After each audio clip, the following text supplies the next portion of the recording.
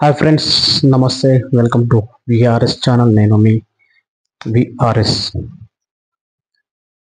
Present మనం మాట్లాడబోయే topic ఏంటంటే, యూట్యూబ్లో నిన్న చూశారు Prasad tech and Sai Krishna YouTube channels వాళ్ళ ఇష్యూ గురించి.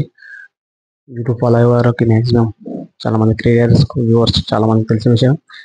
ఏ కొత్త మొబైల్ మార్కెట్లోకి వచ్చినా దాని గురించి రివ్యూ ప్రసాద్ టెక్ గారు చాలా బాగా ఇస్తారని అందరికీ తెలిసిందే.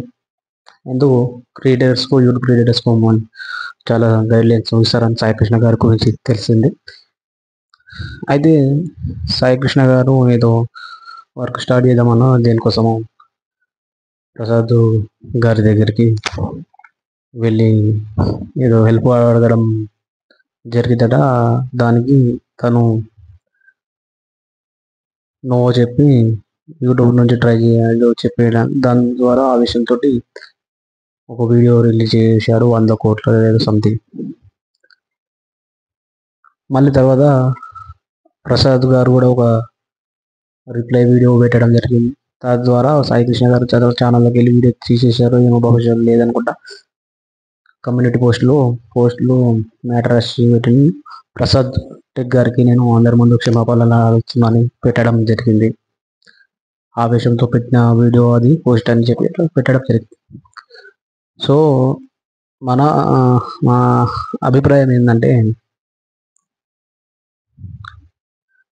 అవతల వాళ్ళకు సహాయం అడగడం అంతవరకు మన వంతు. ఇవ్వడం అనేది చేయకపోవడం అనేది అది వాళ్ళ వ్యక్తిగత విషయం. వాళ్ళు సంపాదించుకున్నది వాళ్ళు సహాయం చేయాలనుకోవడం అది వాళ్ళ ఇష్టం.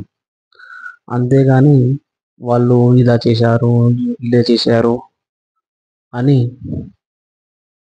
మనము బ్లేమ్ చేయడం అసలు కరెక్ట్ కాదనే విషయం నా అభిప్రాయం. ఎందుకంటే వాళ్ళ కష్టాలు మనకు తెలియదు కదా, అవతల వాళ్ళవి. మనం అడిగినంత మాత్రాన ఇవ్వలేరంటే వాళ్ళకి ఎన్నో ప్రాబ్లమ్స్ ఉంటాయని కదా. ఓన్లీ ఈ ఇద్దరు వ్యక్తుల నడమ అనే టాపిక్ కాదు ఇది. జనరల్గా సమాజంలో జరిగే ప్రతి వ్యక్తుల మధ్య జరిగే విషయం ఇది. మనము డబ్బులు అడుగుతాం, టైంకు వాళ్ళ దగ్గర ఉండేవో ఇవ్వరు, ఒకవేళ ఉన్నా కానీ ఇవ్వరు అని మనం దాన్ని బ్లేమ్ చేసే అవసరం ఉండదు. ఎందుకంటే వాళ్ళతో ఉన్నాయో లేదో మనకు తెలియదు కదా. కాబట్టి ఆవేశంలో పెట్టిన వీడియోస్ మళ్ళీ సారీ చెప్పుకుంటా పోస్ట్ పెట్టడం జరిగింది. అంత ఆవేశం పడడం ఎందుకు, సారీ చెప్పడం ఎందుకు, ఈ కాంట్రవర్సీ ఎందుకు అనవసరం. ఇద్దరికి చాలా గుడ్ నేమ్ ఉంది. ప్రసాద్ టెక్ గారికి, సాయి కృష్ణ గారికి మంచి ఫాలోయింగ్, మంచి టెక్ ఉంది. కొన్ని ఇట్లాంటి మిస్టేక్స్ వలన వ్యూవర్స్ అయోమయంలో కన్ఫ్యూజ్ చెందుతారని కోరుతున్నాను. కాబట్టి ఇక ముందు ఇలాంటి వివాదాలు కానీ ఇట్లాంటి వీడియోస్ కానీ రాకుండా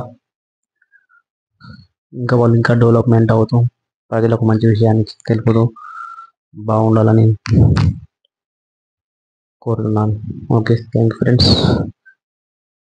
నేను మీ విఆర్ఎస్. మీ అభిప్రాయాన్ని కామెంట్ రూపంలో తెలియజేయండి. ఓకే.